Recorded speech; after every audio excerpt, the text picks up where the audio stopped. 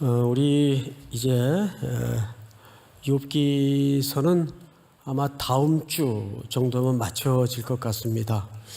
9장에서 우리 30장 정도를 건너뛰어서 지금 결말 부분인 38장에서부터 오늘 41장을 다루겠는데요.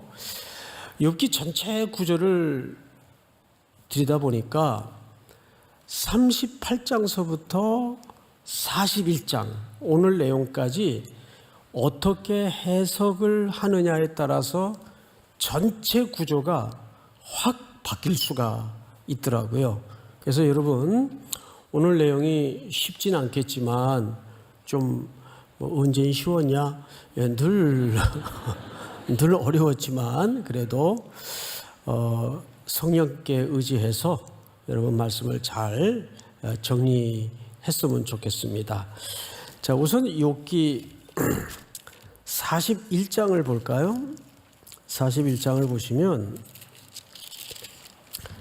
리워야단이라는 존재가 등장을 하는데 이 존재를 살피기 이전에 우리가 이 강력한 녀석이 어떤 문맥에서 등장했는가를 조금 살펴볼 필요가 있습니다. 지금 마지막 부분은 하나님께서 계속 욥에게 폭풍 같은 질문으로 들이대고 있는 장면입니다. 39장 26절을 좀 보세요. 39장 앞에 한 두 장만 넘기면 26절을 잘 보세요. 매가 떠올라서 날개를 펼쳐 남쪽으로 향하는 것이 어찌 네 지혜로 말미암음이냐. 이게 무슨 얘기냐 하면 너 매라는 새가 높이 떠올라서 갑자기 남쪽으로 가더라. 근데 그거 네가 한 거냐? 남쪽으로 갈지 너 알았냐? 그 질문하는 거예요. 그걸 욥이 어떻게 알아요? 또 두 번째 질문입니다. 27절 한번 같이 읽어볼까요? 시작. 독수리가 공중에 떠서 높은 곳에 보금자리를 만드는 것이 어찌 내 명령을 따름이냐. 독수리가 높이 날아서 바위 틈이나 높은 곳에 자기 보금자리를 만들죠. 그러면 그건 네가 명령한 거니? 묻는 거예요. 말이 안 되죠. 그러니까 여기서 욥에게 계속 자각시키는 하나님의 수순이 뭐냐 하면 너는 알 수도 없고 할 수도 없는 일들이 세상에 너무 많다. 내 창조의 영역 속에. 그리고 지난주 우리는 폭풍우 속에 행하시는 하나님의 기이한 일에 대해서 설명을 들었었습니다. 예를 들면 시편 107편을 통해서 이런 설명을 기억할 겁니다. 우리 인생이라는 존재는 마치 큰 풍랑이 있는 바다에서 생활하는 자와 같은데 때로는 바다를 잘 봐라. 파도가 저 높은 곳까지 올라가요. 그리고 또 밑으로 바다 밑까지 내려갑니다. 거기 인생이라는 배가 얹어져 있다고 한번 생각을 해보세요. 파도가 칠 때는 바람이 불어서 배가 파도 끝에 서요. 그리고 또 밑으로 곤두박질을 합니다. 그러면 이 속에서 인생은 정신이 혼미하고 마음이 녹아내려서 죽는다고 소리치고 비명을 질러댈 때 또 한때는 거울 위를 미끄러지는 것처럼 배가 평온하게 이래도 되는 걸까 싶을 정도로 아무 근심, 염려, 걱정 없이 배가 쫙 가요. 근데 이 작용, 풍우가 대작하는 이 작용을 누가 하냐 하면 하나님이 하시는데 그 주권이 그분께 있다는 거예요. 그런데 그 풍우 대작하는 곤두박질과 평온한 사이를 주님이 주장하시면서 우리에게 뭘 보이신다고요? 주의 기이한 일을 보이신다고요. 그 속에서 우리는 결국 저 맨 끝에 어떤 결론에 마주할 수밖에 없는가 하면 이런 천연의 재해 앞에서도 그 폭풍우 속에서도 우리는 아무것도 할 수 없는 연약한 존재이구나. 정말 하나님의 은혜로 밖에는 우리가 살아갈 수 없고 호흡할 수 없는 존재구나. 그래서 우리를 결국 어디에 밀어 세우냐 하면 십자가라는 은혜 앞에 우리를 밀어 세워요. 근데 이제 오늘은 비슷한 주제인데 이제 새를 등장시킵니다. 매가 높이 날아서 남쪽으로 가는데 그 방향을 네가 정했냐? 왜 남쪽으로 가는지 너 아냐? 그것도 내 주권에 있다 그 말이에요. 독수리가 높이 날아서 바위 틈에 자기 둥지를 짓는데 그 네가 명령한 거니? 아니잖니? 그 욥은 알 수도 없고 할 수도 없어요. 그러면 이런 하나님의 끊임없는 질문 앞에 욥은 어떤 대답을 했을까? 성경을 잘 보십시다. 40장으로 넘어와서 3절을 보세요. 욥이 여호와께 대답하여 이르되 보소서 나는 비천하오니 무엇이라 주께 대답하리이까 손으로 내 입을 가릴 뿐이로소이다. 좀 욥이 너무 딱해 보이지 않습니까? 마치 이런 느낌 안 드세요? 하나님 알겠어요.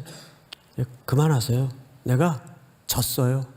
하나님 대단하시고 하나님 능력 많으시고 뭐 피조물인 존재에 내가 뭐 입을 열어 할 말이 뭐 있겠어요. 마치 그 격투기 선수가 초등학생 팔을 비틀어 가지고 너희 자식 이래도 내 실력과 능력을 못 믿겠어? 안발을 거는 것처럼 이런 느낌을 갖는다면 욥기를 너무 세상의 구조와 원리와 생리 속에서 욥기를 읽는 겁니다. 그런데 많은 학자들이 그 우를 범해요. 결국 우리로 하여금 아무 소리 못하게 만들어가지고 피조물이 감히 창조주인 하나님 앞에 교만 떨고 건방지게 지금 욥의 질문이 뭐였어요? 사실 욥이 하나님 앞에 듣고 싶은 대답이 뭐였어요? 두 가지잖아요. 하나님 내가 이 정도 재난을 당할 만큼 못된 짓 한 거 없어요. 두 번째는 하나님 정말 세상을 바르게 경영하고 계시는 겁니까? 이게 욥의 듣고 싶은 대답이었어요. 근데 본문이 어려운 게 뭐냐면 그 질문에 대해서는 이런 방구 대답을 안 주세요. 그리고 당신이 욥에게 몰아붙이고 싶은 주제들만 계속 꺼내드는 겁니다. 너 이거 할 수 있어? 모르지. 너 이거 알아? 모르지. 할 수 없지. 그러니까 욥이 이렇게 대답할 수가 없는 거예요. 4절 보세요. 보소서 나는 비천하오니 무엇이라 주께 대답하리이까 손으로 내 입을 가릴 뿐이로소이다. 제가 지난주 이런 말씀을 드렸어요. 굳이 이 정도의 설득을 위해서 지금까지 욥에게 질문을 퍼붓고 몰아붙였다면 뭐 하나님이 직접 이렇게 개입해서 직접 상대를 안 해도 뭐 피조물에 뭐 천둥을 때린다든지 폭풍우를 치게 한다든지 해서 혼꾸녕을 내려면 다양한 방식이 있을 텐데 굳이 그런 방법을 뒤로 하고 하나님이 친히 시간 속에 욥에게 나타나셔서 이런 질문을 하는 의도가 뭐냐 그 말이에요. 여러분 열왕기하 2장을 좀 한번 띄워주실까요? 보시면 두 사람이 길을 갑니다. 엘리야와 엘리사예요. 엘리사는 엘리야의 제자죠. 후계자예요. 그리고 엘리야는 이제 스승인데 두 사람이 길을 가요. 두 사람이 길을 가며 말하더니 불수레와 불말들이 두 사람을 갈라놓고, 여기서부터 이제 초자연적인 구약의 개념상으로는 상상도 못하는 신비스러운 광경이 두 사람 눈앞에 펼쳐지는 거죠. 불말이 등장을 하고 불수레가 등장을 해요. 엘리야가 무슨 바람으로? 회오리 바람으로 하늘로 올려집니다. 그래서 에녹과 함께 죽음을 보지 않고 하나님께 들림을 받은 인물 중에 또 한 명이 바로 이 엘리야입니다. 근데 엘리야가 회오리 바람 속에 들려 올라가요. 자, 이거는 인간이 이 물리적인 공간과 시간 속에서 오감으로 체험할 수 없는 신비로운 초월적인 광경이에요. 여러분, 하나님의 경영에는 우리식으로 얘기하면 2D 차원의 경영이 있어요. 그런데 4D, 아주 그 인간의 감각과 물리적인 공간을 뛰어넘는 초월적인 하나님의 영역이 있을까요, 없을까요? 있단 말이에요. 그래서 지난주 제가 그 애니메이션 영화 하나를 보여드렸죠. 기억나세요? 4부 때 맞나요? 예. 거기에 그 성안의 광경만 감각을 가지고 살던, 그 안의 세계만 전부인 줄 알고 살던 공주에게 알라딘이 나타나서 매직 카페를 타라 그러죠. 그때 그 공주가 뭘 물어요? 안전한가요? 이렇게 물어요. 안전한가요? 그러자 알라딘이 뭐라고 얘기를 하죠? 안전합니다라고 얘기를 하지 않고 안전은 물론이려니와 나를 믿으세요. 나를 믿으세요. 그래서 그 매직 카페에 올려가지고 자기가 지금까지 성 안에서만 경험했던 세계하고는 완전히 다른 차원의 그 총총 박힌 그 은하수, 또 어마어마한 뉴 월드를 공주에게 보여주는 거예요. 여러분, 지금 사실 욥기의 흐름을 잘 이해하셔야 돼요. 욥기는 계속 어려운 일, 고난 이런 주제가 등장을 하니까 어떤 성도는 이거 언제 끝나나, 맨날 삶이 고달한데 교회 가서 고난 얘기만 들으니까 되는 일도 안 되는 것 같고, 그래서 빨리 끝내려고 그래요, 나도. 예. 그러니까 욥기라는 책은 그런 고난이 목적도 아니고 주제도 아니에요. 그러니까 어떤 성도는, 이런 성도들이 있어요. 신앙을 마치 숙제 받아든 사람처럼 살아가는 사람들이 있어요. 마치 숙제를 받아든 학생들처럼. 그럼 그게 짐이죠. 부담이죠. 그런데 물어봅시다. 선생님이 학생들에게 숙제를 낼 때는 그 숙제한 거 다 걷어가지고 고물상에 가서, 옛날에는 고물상이라는 데가 있었어요. 헛물건 파는데 거기다 근수 재가지고 돈 챙기려고 숙제 내시나요, 선생님이? 그거 아니잖아요. 선생님이 숙제를 낼 때는 숙제 자체의 목적을 두고 내는 법이 없어요. 학생들은 그 숙제를 받아들면 그 숙제를 풀어내느라고 밤늦도록까지 엄마한테 야단을 맞아가면서 끙끙거리고 비지땀을 흘리고 씨름하는 가운데 숙제 자체보다는 자기도 모르게 그게 반복이 되다 보면 누가 커요?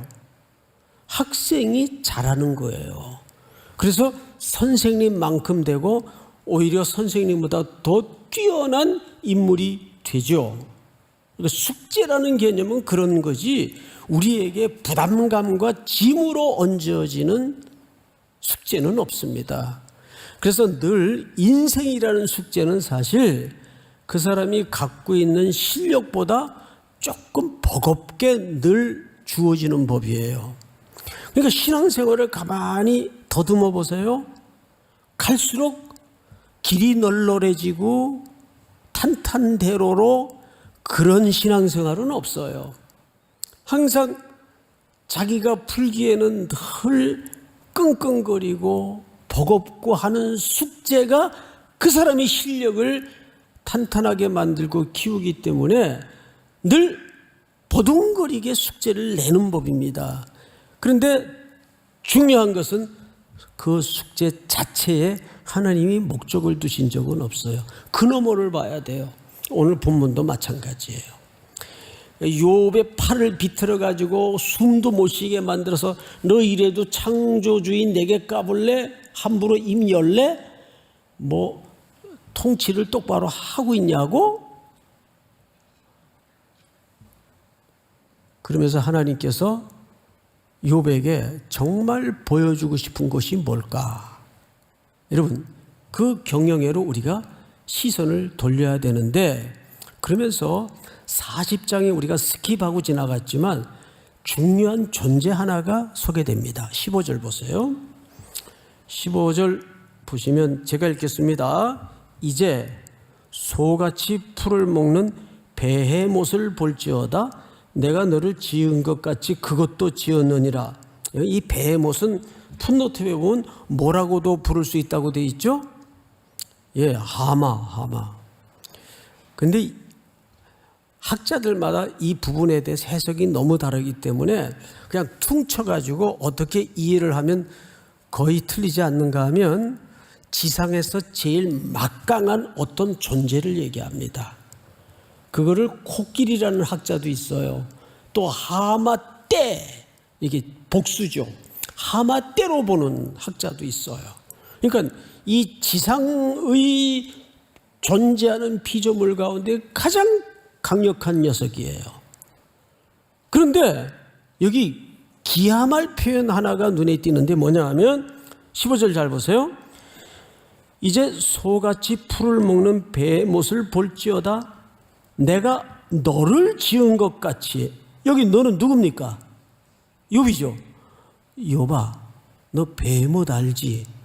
그 베못이라는 그 강력한 녀석도 내가 너를 창조하는 것처럼 내가 그 존재를 창조했단다?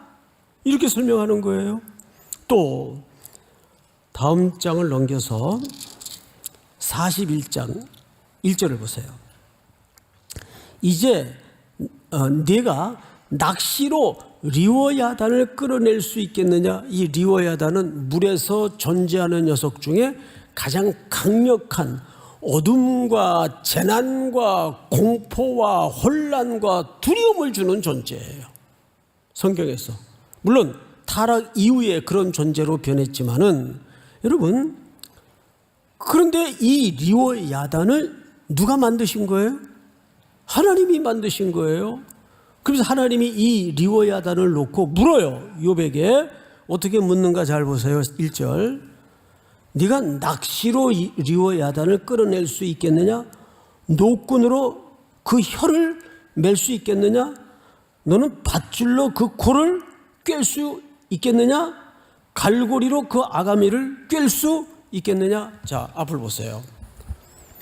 리워야단도 만만치 않지만 베헤못도 만만치 않아요. 이 두 종류가 땅의 강력한 존재와 물에서 강력한 존재를 등장시켜서 욥에게 도대체 말하고 싶은 의도가 뭘까? 그래서 이것을 우리가 하나님의 창조라는 주제 속에서 봐야 정확히 이해가 됩니다.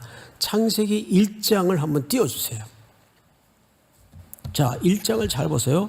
28절은 여러분들이 읽으시기 바랍니다. 하나님이 자기 형상 곧 하나님의 형상대로 사람을 창조하시되 남자와 여자를 창조하시고 28절 시작. 하나님이 그들에게 복을 주시며 하나님이 그들에게 이르시되 생육하고 번성하여 땅에 충만하라 땅을 정복하라 바다의 물고기와 하늘의 새와 땅에 움직이는 모든 생물을 다스리라 하시니라. 놀랍게도 여러분, 우리가 리워야단과 베헤못이라는 존재를 딱 하나님에 의해서 비교를 당해 보니까 그런 강력한 놈들에 비해서 인간이 대단해요? 아무것도 아니에요. 예? 아무것도 아니죠. 얼마나 인간이 겁많고 연약한 존재예요. 그런데 창세기의 원래의 원리와 질서 속에서는 그런 존재들도 하나님이 우리에게 뭘 명령하셨었는가 하면, 잘 보세요. 28절. 하나님이 그들에게 복을 주시며 하나님이 그들에게, 그들은 누굽니까? 아담과 하와죠. 이르시되 뭐하고 또 뭐하여, 그 다음에 땅에 어떻게 하라? 충만하라. 땅을 정복하라. 바다의 물고기와 하늘의 새와 땅에 움직이는 모든 생물을 어떻게 하라? 우리가 어떻게 그렇게 해요? 그렇잖아요.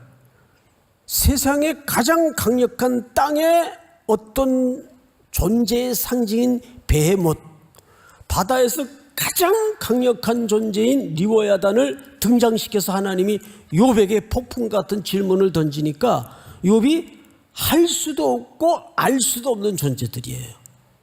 그런데 성경은 오늘 창세기 1장 28절에서 뭐라 그래요?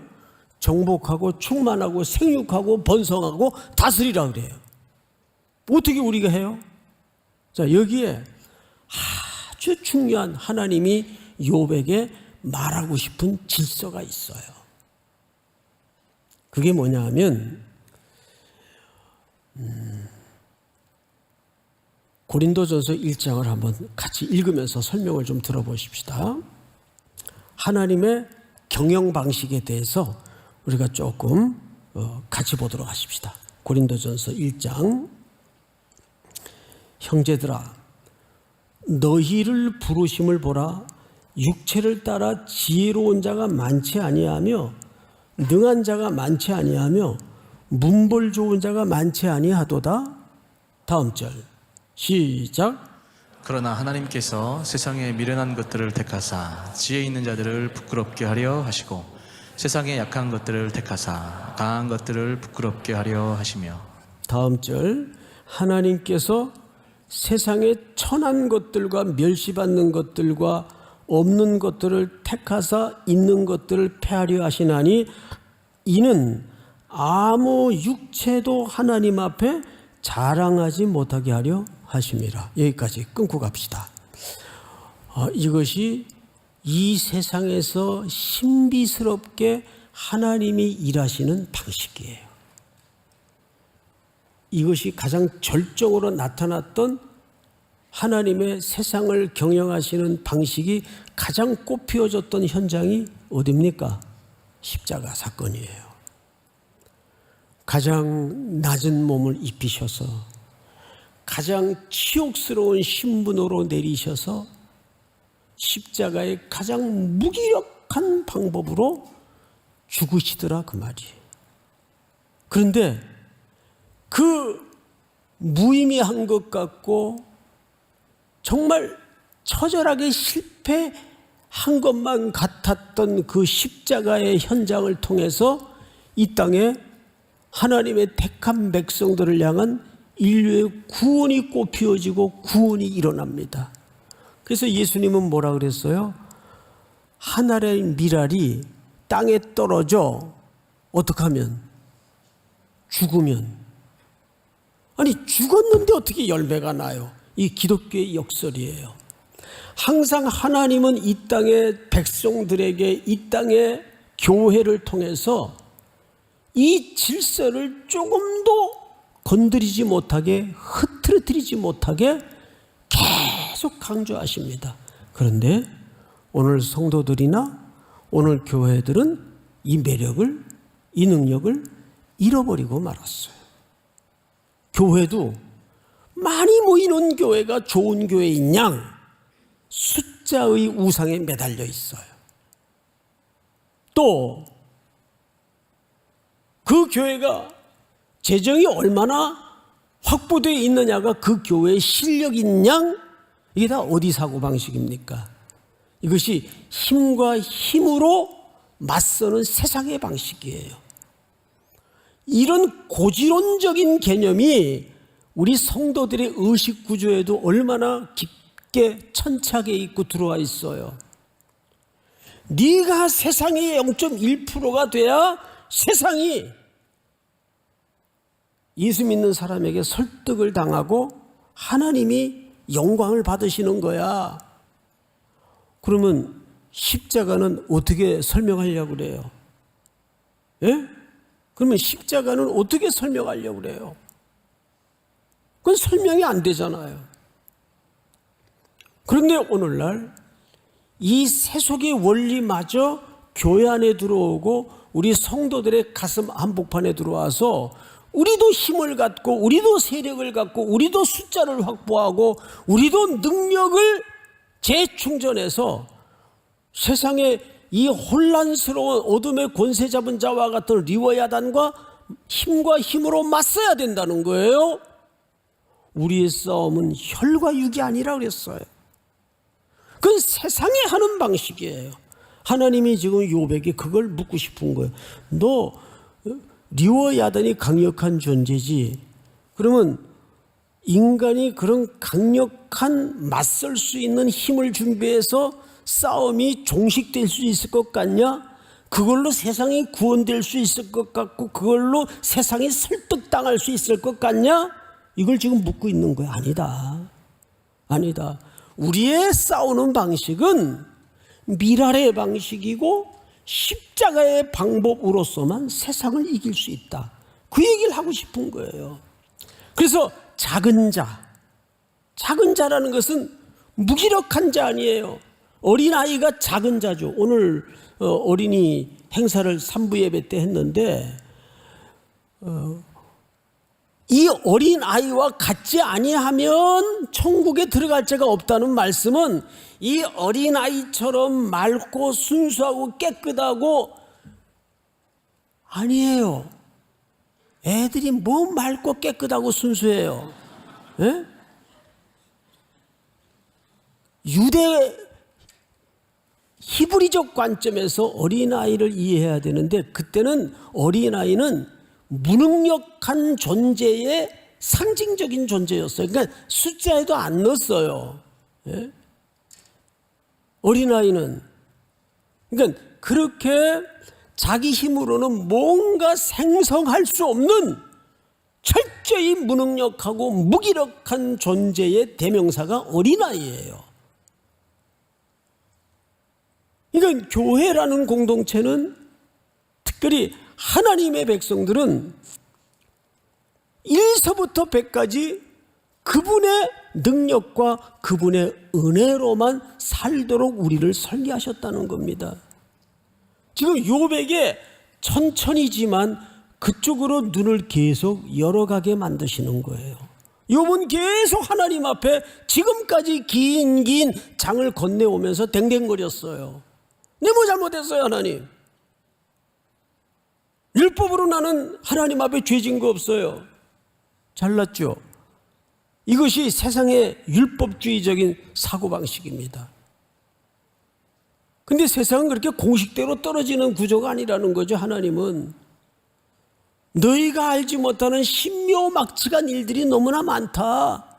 근데 그러한 것들을 통해서 하나님은 하나님의 경영하는 세상의 방식을 욥에게 열어서 눈뜨게 만들고 보여주시겠다는 겁니다. 그래서 우리 청년들은 이 젊은 날서부터 이 영적인 DNA를 어떻게 연습시키고 훈련시켜야 되냐 하면 간단해요. 내 주변에 무슨 일을 만나도 어떤 일이 벌어져도 우리는 육의 시선으로 해석할 일이 하나도 없어요. 하나님이 뭘 경영하시기를 원하시는가? 내 시선을 어디로 이끌어 가시기를 원하시는가? 하나님을 사랑하는 자, 곧 그 뜻대로 부르심을 입은 자들에게는 모든 것이 합력하여 그분의 선이 이루어지는 겁니다. 그래서 그분이 일하시는 경륜의 극치를 보면 우리 시편 8편을 마지막으로 한번 띄워주실까요? 제가 읽겠습니다. 주의 대적으로 말미암아 어린아이들과 젖먹이들의 입으로 권능을 세우시며 이는 원수들과 보복자들을 잠잠하게 하려 하심이니이다. 자, 우리 같이 한번 읽어볼까요? 시작. 주의 손가락으로 만드신 주의 하늘과 주께서 베풀어 두신 달과 별들을 내가 보오니 사람이 무엇이기에 주께서 그를 생각하시며 인자가 무엇이기에 주께서 그를 돌보시나이까. 그를 하나님보다 조금 못하게 하시고 영어와 존귀로 관을 씌우셨나이다. 6절 시작. 주의 손으로 만드신 것을 다스리게 하시고 만물을 그의 발 아래 두셨으니 곧 모든 소와 양과 들짐승이며 공중의 새와 바다의 물고기와 바닷길에 다니는 것이니이다. 9절을 제가 읽습니다. 9절. 여호와 우리 주여 주의 이름이 온 땅에 어찌 그리 아름다운지요. 결국 젖먹이와 같은, 자 2절을 다시 한번 볼까요? 2절. 주의 대적으로 말미암아 어린 아이들과 젖먹이들의 입으로 권능을 세우시며 이는 원수들과 보복자들을 잠잠하게 하려 하심이니라. 어린아이 같은 젖먹이들과 같은 무능력하고 무기력한 자들을 통해서 하나님의 권능이 서신다는 거예요. 그리고 그 권능의 마지막 고백은 9절. 우리 함께 읽을까요? 다 같이 시작. 여호와 우리 주여 주의 이름이 온 땅에 어찌 그리 아름다운지요. 예. 교회는, 그리고 그 교회의 구성원인 성도들은 이 세상을 사는 원리가 젖먹이들과 어린아이들처럼 무기력한 존재예요. 그렇지만은 하나님의 선하심과 그분의 권능을 우리가 의지하고 어떤 상황 앞에서도 그분을 노래하고 그분을 찬양할 때 하나님은 이 마지막 세상의 정점의 질서를 그 포악하고 우리를 겁박하고 우리를 집어삼킬 듯이 우리를 짓누르고 달려드는 것들이 다 순복하게 그분이 하시겠다는 거예요. 그래서 우리 찬송가 가운데 그런 찬양이 있죠. 예수 예수 믿는 것은 받은 증거 많도다. 받은 증거가 뭐예요? 하나님께서 내게 능력을 많이 가져다주는 그런 능력의 차원이 아니라 받은 증거라는 것은 그분께 의지하는 싸움이에요. 믿습니까? 오늘도 내가 약할 때 곧 그때가 강함이라는 말씀에 진의를 다시 한번 한 주간에 부딪히는 수많은 문제 앞에서도 순종해내고 증명해낼 수 있는 우리 청년들이 될 수 있기를 축복합니다. 우리 다 일어나십시다. 약할 때 강한 대신에